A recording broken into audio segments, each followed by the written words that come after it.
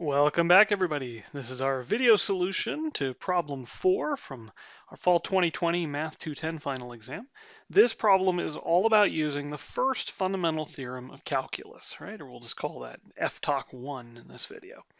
So the first problem, we're asked to compute the derivative of an integral. And what's very important here is you'll notice the derivative is taken with respect to x. The integral is done with respect to t. So when you integrate with respect to t, you don't have any t's anymore, right? You should just get some sort of a number, at least a number or a constant with respect to t. However, if you look at the bounds, those do have a variable. So our answer will be written in terms of the bounds. The bounds are written in terms of x. Therefore, the integral would be written in terms of x. So it actually makes sense to take a derivative with respect to x. And the first fundamental theorem of calculus tells you that you're going to be able to compute this derivative by, well, okay, strictly speaking, what do we know? We know that the F-Talk 1 tells you, okay, the derivative of the integral, and let's just say you had some constant, and then you just had an x up here, and you had some function of t, then the derivative of this integral would actually just be f of x. Well, we have a little more complicated of a situation here because the t is not going from a constant to x, but rather from a function of x to a function of x. So what we learned in class is that we can break this up into two different pieces.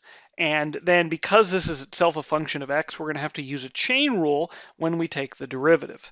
So if this is instead of an x, this was rather some function of x, like a g of x, then this would actually be f of g of x, and then you have to use the chain rule and multiply by g prime of x.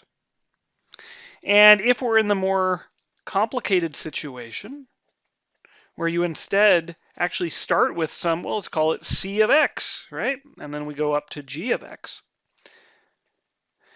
Well, we can turn it back into this first version by first splitting it up. So we'll integrate from c of x to some constant, right? We'll put maybe some a up here. And then we'll integrate from a to g of x.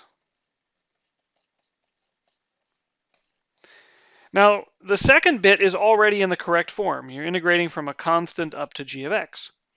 The first bit, it's almost in the correct form. It's just backward, right? Now we have the c of x on the bottom, right? And you have a constant on top. But we can fix that very easily by simply putting a negative sign, and that will allow us to swap the bounds of integration. So this would become c of x, and that would be an a.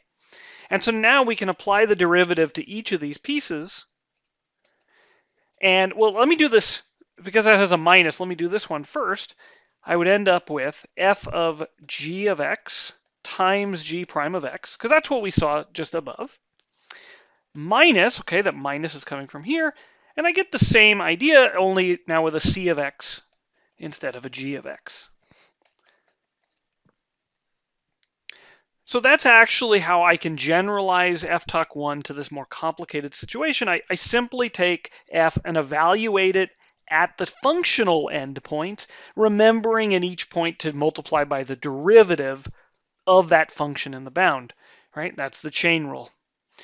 So for this one, what do I need to do? I'm going to, let's see, we start with the top piece, the g of x.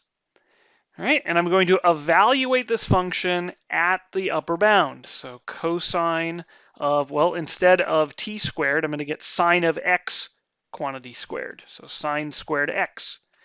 Then I have to multiply by the derivative of sine of x, which is cosine of x.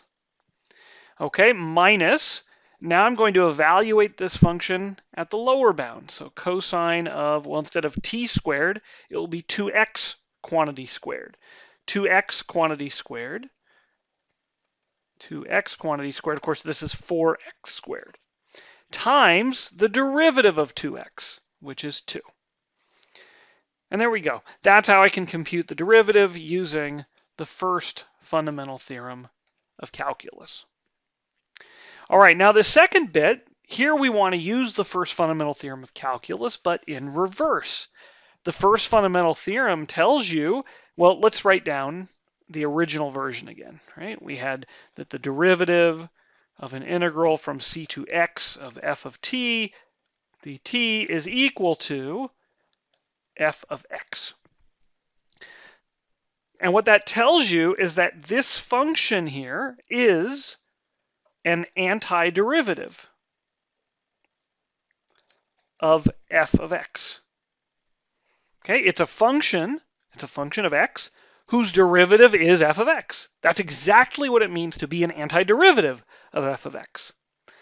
So in our case, we want an antiderivative for e to the t squared, which we know has no elementary antiderivative. Okay, go back and look at problem 3's solution from the same final. So how do we actually get an antiderivative if there is no elementary antiderivative? We use this first fundamental theorem of calculus. Now, we have to be a little careful because we don't want an antiderivative for a function of x, but actually for a function of t. So we're going to play a game where we just swap the variables. So I want to get something at the end that says e to the t squared. And so what I'm going to do is write down that the derivative of, well, let's see, since I want it to be a function of t, this will be a derivative with respect to t. Now I'm going to integrate, and since I need a different variable, how about I just switch it and make this an x? I can take any constant I like. How about a 0 here?